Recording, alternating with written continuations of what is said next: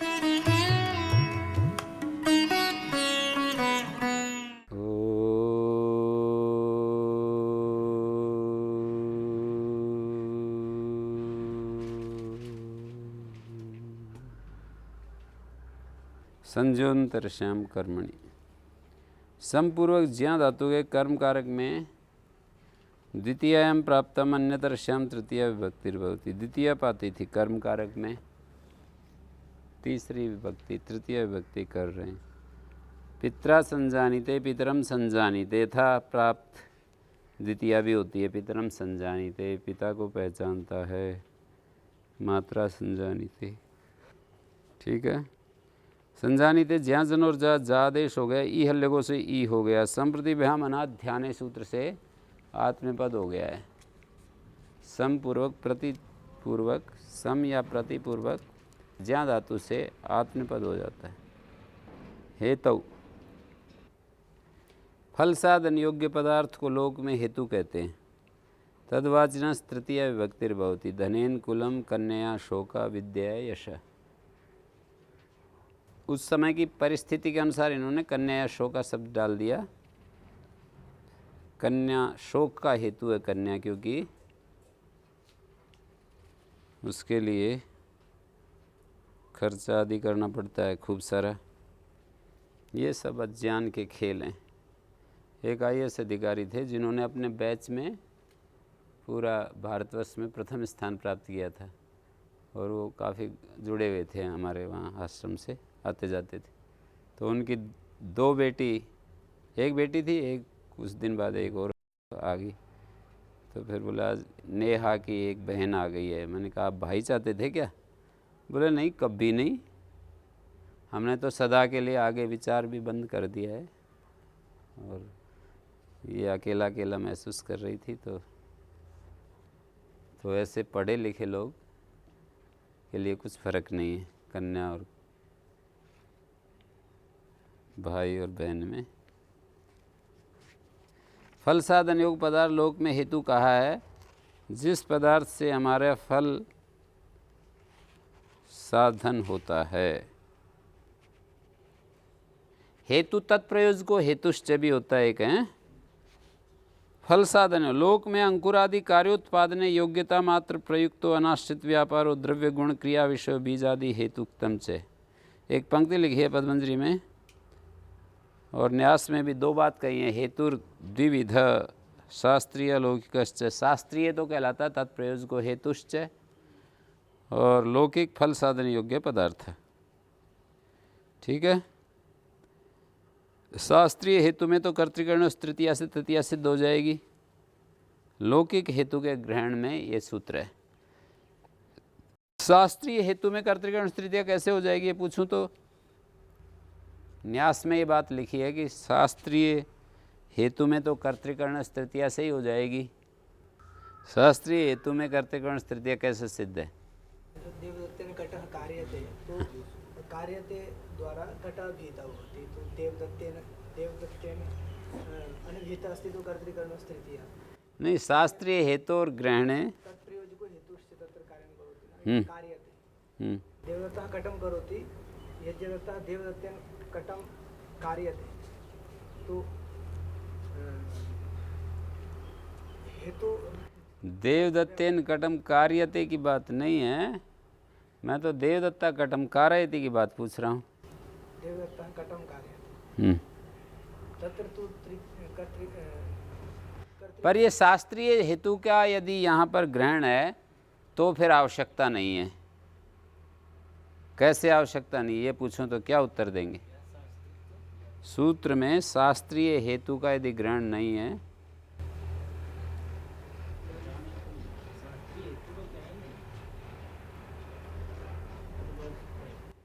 लौकिक हेतु लिया गया, शास्त्रीय हेतु नहीं लिया गया।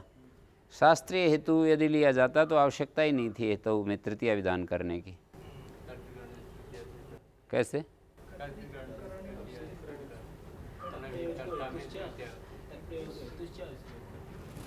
यहाँ तो हेतु हेतु ही तो है। कर्तृगण तो कर्ता में करण में तृतीया करता है।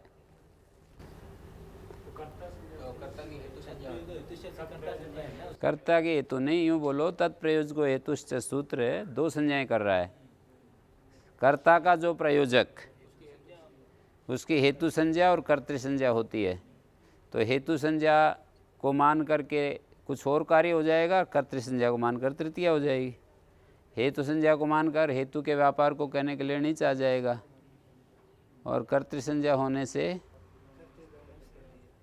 कर्तृकरण तृतीया हो जाएगी। तो देखिए यहाँ पर लिखा है, लोके ही अंकुरादि कार्योत्पादने, अंकुर आदि कार्य के उत्पन्न करने में योग्यता मात्र प्रयुक्तो, योग्यता मात्र से प्रयुक्त, मतलब जिसमें वो योग्यता हो।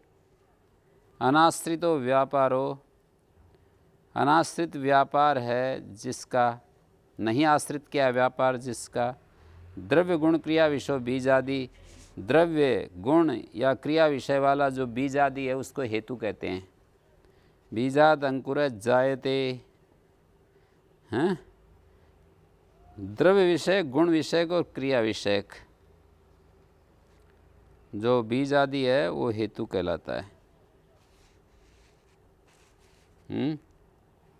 जैसे हम यूँ कहें, अनिष्पादयन अपि फलम तत्साधन योग्य पदार्थो लोके हेतुरुच्यते।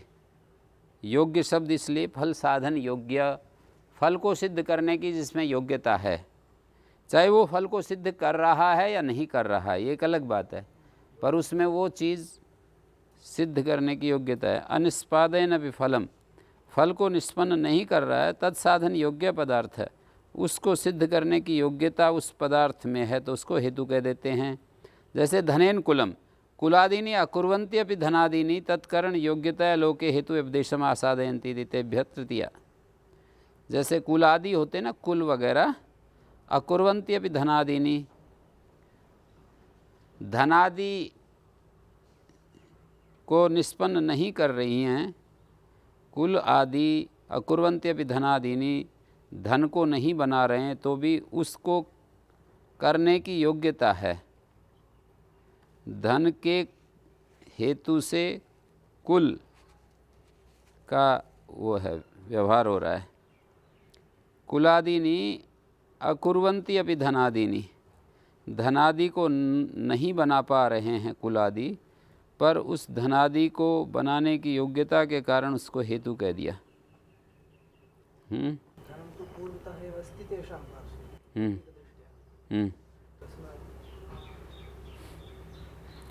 अकुर्वन्ति अपि धनादीनी, धनादि को नहीं बना रहे हैं कुल आदि, कुल जो है तत्करण योग्यता है, लेकिन धन को करने की योग्यता है कुल में, इसलिए उसको हेतु कह देते हैं।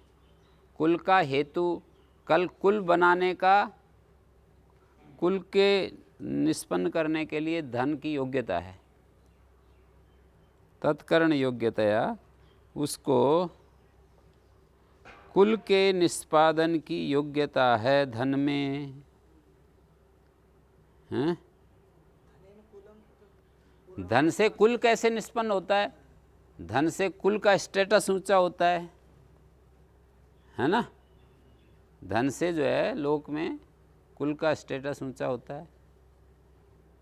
धन होता है तो सर्वे गुणा कांचन आश्रयन्ति। भर्तृहरि ने कहा है ना, यस्यास्ति वित्तम स नरः कुलीना, सैव गुणवान सच दर्शनीय, सैव वक्ता सच दर्शनीय, सर्वे गुणा कांचन आश्रयन्ति। यस्यास्ति वित्तम स नरः कुलीना,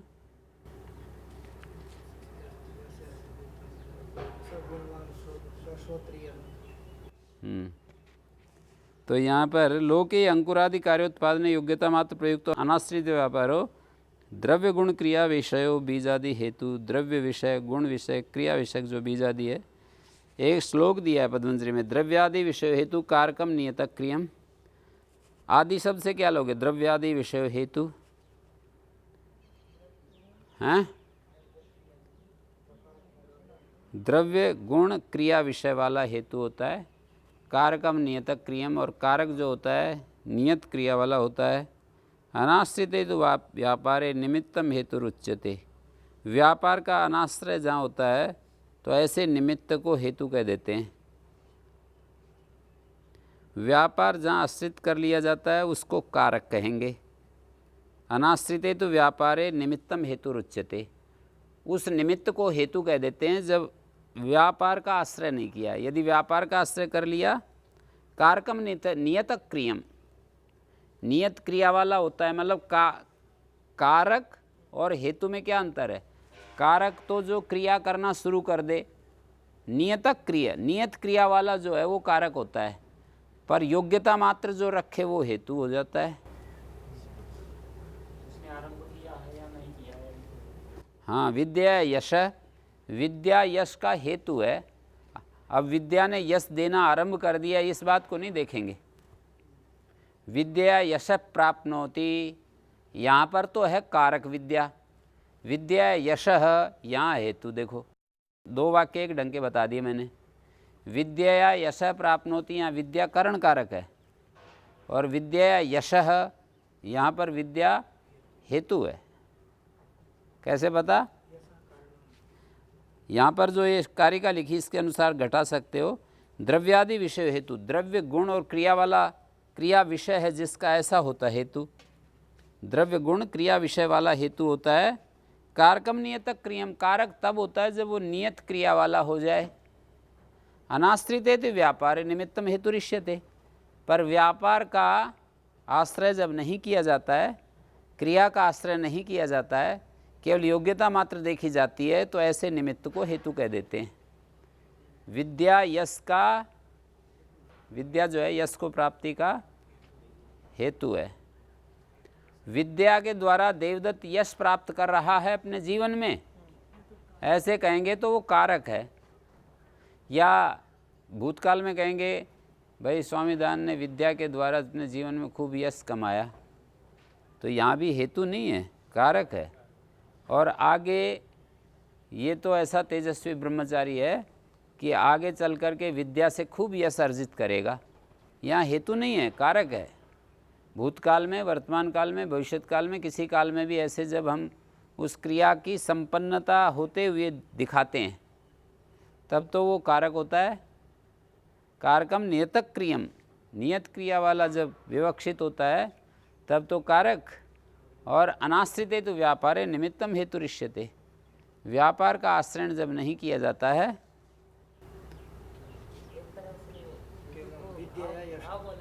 हाँ जी, भाव बोलेंगे।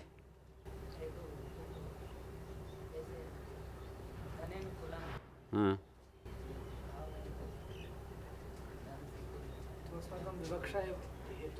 विद्या यशः, विद्या से यश बढ़ता है, ऐसा कहेंगे ना, तब हेतु नहीं है ये।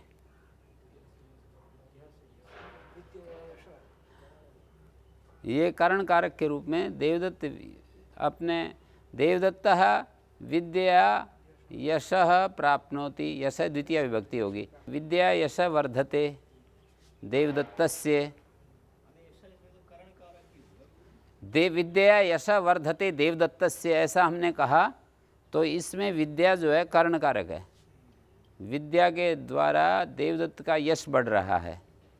विद्या यश वर्धते, यशो वर्धते देवदत्तस्य, यहाँ पर कर्ण कारक है।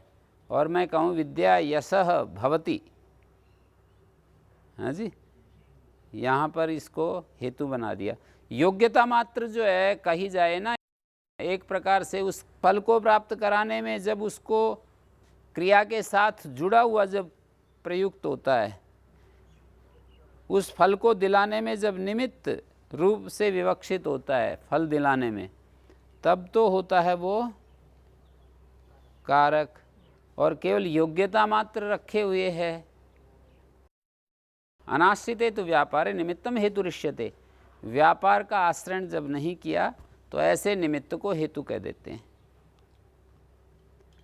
द्रव्यादि विषय हेतु, द्रव्य गुण और क्रिया विषय वाला हेतु होता है।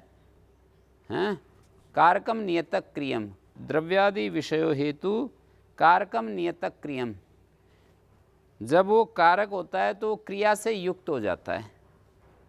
वही जो है जब क्रिया से युक्त हो जाता है तो फिर वो कारक संज्ञा को प्राप्त हो जाता है। और अनाश्रिते तो व्यापार निमित्तम हेतुरुच्यते, व्यापार का आश्रय नहीं किया जाए तो ऐसा निमित्त जो है हेतु कह दिया जाता है, और व्यापार का आश्रय करते हुए जो निमित्त है वो कारक कह दिया जाता है। यहाँ पर इस श्लोक के द्वारा हेतु और कारक, करण कारक, इन दोनों का फर्क दिखाया है।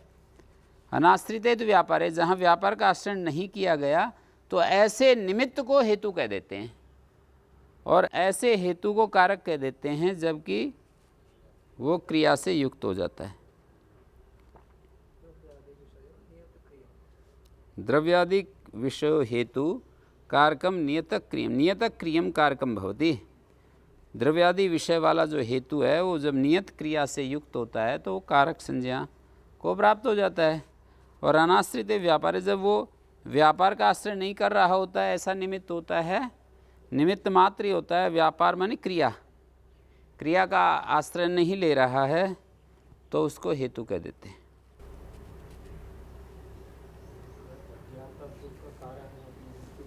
हैं?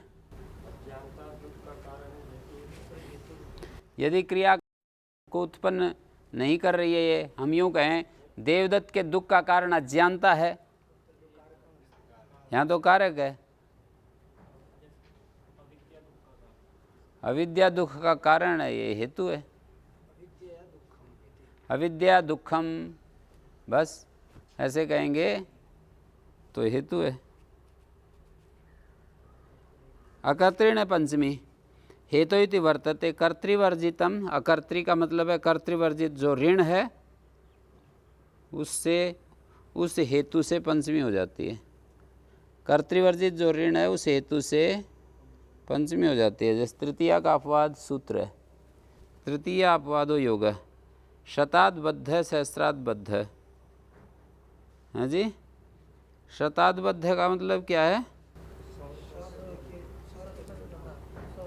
यहाँ आप देख रहे हैं कर्तृवर्जित ऋण है, शत जो है ना ऋणवाची है पर कर्तृवर्जित है, तो पंचमी हो गई शताद्बद्ध।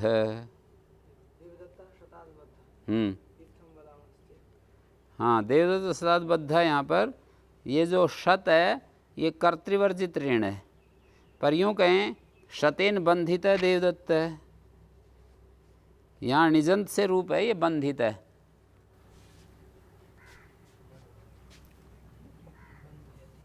बंध णिच तय आर धातु का शेड बला दे, निष्ठायाम शेट निष्ठा परे हो तो णी का लोप हो जाता है, बंधिता रूप हो गया। शतेन बंधिता देवदत्ता। शतम ऋणम च भवति प्रयोजकत्वाच्च कर्तृसंजम। जैसे शतेन बोला हमने तो ये ऋण भी हो गया और प्रयोजक होने से तत्प्रयोजको हेतुश्च, प्रयोजक होने से कर्तृसंजक भी हो गया। ये शतम ऋणम च भवति प्रयोजकत्वाच्च कर्तृसंजम, प्रयोजक होने से कर्तृसंजक हो गया और ऋण भी हो गया। ठीक है जी। शतम ऋणम च भवति प्रयोजकत्वाच्च कर्तृसंजम, प्रयोजक होने से कर्तृसंजक हो गया। शतेन बंधित, यहाँ शत ऋण है ना, प्रयोजक होने से कर्तृसंजक। देखो ये जो शत शब्द है ना, ये यहाँ पर कर्तृसंजक है। कर्तृकर्ण तृतीयानभीत, कर्ता में तृतीया हो रही है। शत कर्तृसंजक कैसे होता है? हम इसको कर्तृवाच्य में बोलेंगे तो यूं ही तो कहेंगे शतम देवदत्तम बध्नाति, नहीं बंधयति, वो भी ठीक है। देवदत्तम बध्नाति, शतम बध्नाति देवदत्तम। शत जो रुपए हैं वो देवदत्त को बांध रहे हैं। शतम ऋणम देवदत्तम बंधयति, तो यहाँ पर निच आया ना, तो निच प्रत्यय जो आता है वो हेतु के व्यापार को कहने के लिए आता है, और उधर वो तत्प्रयोज को हेतुश्च, हेतु संजक भी हो जाता है और कर्तृसंजक भी हो जाता है। तो ये कर्तावाची भी है, हैं? ये जो ऋण है ना, शत ऋण का वाचक है, कर्तृवाचक भी तो है। तो शतेन बंधितो देवदत्ता, बंधिता में कर्मकता प्रत्यय है। शतेन बंधितो देवदत्ता। शतम ऋणम च भवति, शतम देवदत्तं बन्धयति अस्मिन् वाक्ये तु कर्तृवर्जितं नास्ति। शतं देवदत्तं बन्धयति। अकर्तृति किम शतम ऋणम च भवति प्रयोजकत्वाच्च कर्तृसंज्ञकम। मूल बात ये है ना कि कर्तावर्जित ऋण होना चाहिए। यहाँ तो कर्तृ ऋण है, इसलिए शतात नहीं बनेगा। ऐसा ऋण हो जो कर्तृवर्जित हो। जब कर्तृ सहित कर्तृ रूप हो ना ऋण, कर्तृ रूप हो, तो वहाँ पंचमी नहीं होती। सूत्र में से यदि अकर्तृ ऋण हटा दें तो क्या अतिव्याप्ति होगी? शताद बंधिता है, यहाँ पर भी पंचमी होने लगेगी। कर्तृ रूप भी हो और ऋण भी हो। कर्ता के रूप में यदि ऋण है, कर्ता के रूप में यदि ऋण है, एक ऋण होता है वो कर्ता के रूप में होता है, एक कर्ता के रूप में नहीं होता है ऋण। जैसे शताद बद्धा जब हमने बोला तो यहाँ कर्ता के रूप में नहीं है, ये जो शतात है ना ये हेतु के रूप में है।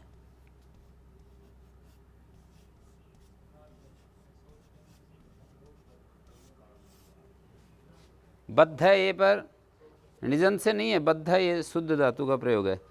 शताद बद्ध इस उदाहरण में शत शब्द कर्ता ये ऋण भी है पर कर्तृवर्जित ऋण है, कर्ता के रूप में ऋण नहीं है। ये शतादबद्ध उदाहरण में ये जो शत शब्द है ना ऋणवाचक तो है पर कर्ता के रूप में नहीं है। और शतेन बंदिता उदाहरण में शत शब्द कर्ता के रूप में भी है, ऋण भी है। ऐसे दोनों उदाहरणों को कंपेयर करके देख लो। ये जो है इस उदाहरण में कर्ता के रूप में नहीं है, ऋण है, और इस उदाहरण में ऋण है और कर्ता के रूप में है। कर्ता के रूप में यदि ऋणवाची शब्द आए तो उसमें पंचमी नहीं होगी, तृतीया हो जाएगी।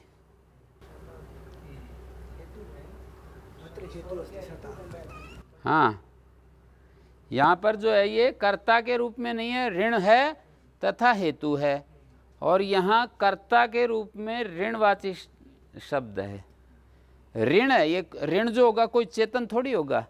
ऋण तो जो है किसी का कर्जा लेना ही है ना, पर कर्जा लेना जड़ चीज़ें भी तो कर्ता का रोल अदा कर देती हैं ना। जैसे मैं कहूँ पुस्तकम अस्ति, यहाँ पुस्तक जो है अस्ति क्रिया का कर्ता है। पुस्तकम अस्ति आसंदी का वर्तते, यहाँ वर्तते क्रिया का कर्ता आसंदी का है, पर ये चेतन थोड़ी है। तो ऋण भी कर्ता बन सकता है ना। ये दुनिया की सारी चीज़ें हैं। जैसे प्रस्तर खंडः तिष्ठति, तो यहाँ पर प्रस्तर खंड जो है कर्ता के रूप में प्रयोग हो रहा है। हाँ, गौस तिष्ठति कहेंगे तो एक चेतन प्राणी है कर्ता के रूप में। ऐसे मई ऋणम वर्तते, मेरे ऊपर ऋण है, तो यहाँ जो ऋणम वर्तते में जो ऋण शब्द है ये कर्ता के रूप में ही प्रयोग हो रहा है। मेरे ऊपर ऋण है, त्वयि ऋणम वर्तते, तुम्हारे ऊपर ऋण है। तो ऋण कर्ता के रूप में भी प्रयोग हो रहा है और ऋण के रूप में भी प्रयोग हो रहा है। यहाँ पर कह रहे हैं कि सत शब्द जब ऋण के रूप में प्रयोग हो और कर्ता के रूप में ना हो, हेतु हो, तो पंचमी हो जाती है। यदि वो कर्ता के रूप में ऋण के रूप में प्रयोग होगा, ऋण भी बन रहा और कर्ता के रूप में प्रयोग हो, तो तृतीया हो जाएगी, कर्तृकर्ण तृतीया। हाँ,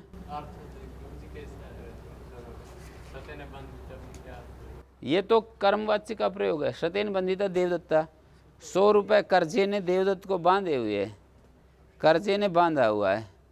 100 रुपये के हेतु से देवदत्त बंध गया है। 100 रुपये के हेतु से बंधा हुआ है किसी के यहाँ काम करने के लिए। उसने ले लिए थे, मान लीजिए 1000 रुपये ले लिए थे, 2000 रुपये ले लिए थे, 5 लाख रुपये ले लिए थे, जो भी ले लिया था उसके हेतु से अब बंध गया है कि उसकी नौकरी कर रहा है। हाँ? हेतु से इस तरह से बंध गया। तो यहाँ कर्तावाचक नहीं है शत शब्द, ये वाक्य में देखना पड़ेगा। वाक्य में जो हम बोलते हैं ना वाक्य, वहाँ देखना पड़ेगा।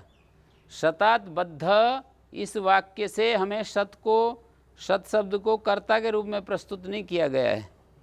वक्ता ने शतात को कर्ता के रूप में प्रस्तुत नहीं किया है, हेतु के रूप में प्रस्तुत किया। ऋण तो है, ऋण बराबर है और हेतु भी है, पर कर्तावाची नहीं है। ये ऋण होते हुए कर्तावाची नहीं है। यहाँ इस कथन में आपको कथन पकड़ना है, एक्चुअल में क्या है वो नहीं देखना, इस वाक्य जो कह रहा है उसको आपको देखना है।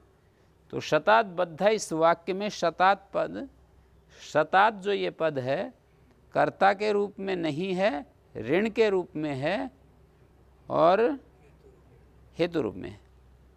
लेकिन शतेन बंधिता, शतेन जो है ऋण के रूप में है और साथ में कर्ता के रूप में है।